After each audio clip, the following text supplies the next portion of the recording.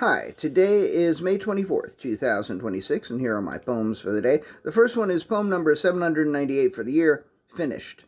Last year I made a painting that I thought maybe was finished, but I wasn't sure, and I wanted to keep painting, so I kept painting, and I made the painting worse. What I should have done was start another painting. A week ago yesterday I made a painting, and I thought maybe it was finished, but I wasn't sure, and I wanted to keep painting, so I started another painting. As for the first painting, I don't know whether to hope I don't fuck it up like I fucked up the other one, or to hope instead that I get over this attachment to the idea that any painting is ever really finished. Poem number 799 depends on my mood.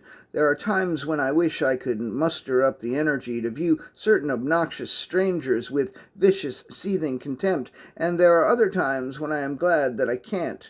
Poem number 800, Good Boy. She sat me down on her knee and told me the story of the koala bear who used the powers of magic and cleverness to save his entire family from the python disguised as a carpet.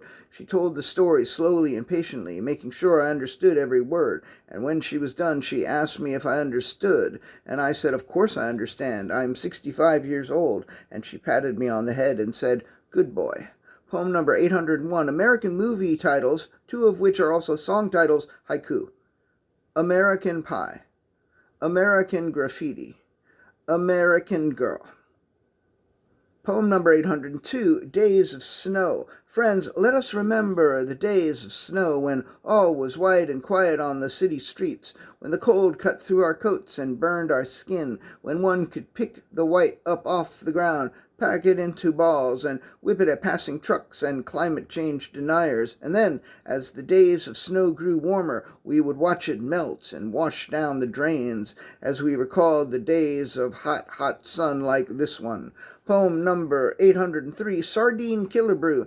Although his friends begged him to reconsider, Charles Johnson was determined to change his name to Sardine Killebrew. Killebrew after Harmon, the home run king who mostly played for the Minnesota Twins, and Sardine because he liked sardines, not the dead ones packed into tins, but the living sardines who swam and did other things that small fish like to do. Charles went down to City Hall, filled out the necessary paperwork, paid the fee, and walked out of there not as a new man, but as the same man. A man who, although he was the same with a different name. Sardine Killebrew, that's his name. Don't wear it out or stuff it in a can. He's not a sardine, he's a man. Sardine Killebrew. Poem number 804, last poem of the day. The Marzipan Singer.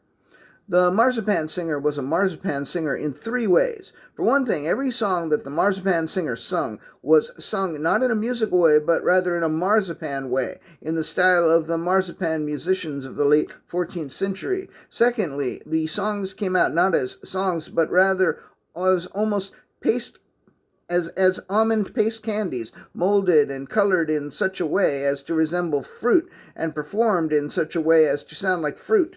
Thirdly, if you hire the marzipan singer to sing at your wedding or bar mitzvah, payment can only be made in the form of marzipan or money orders. And money orders are such a pain in the dick to get, you might as well just pay the marzipan singer in marzipan. All right, that's it. Thank you.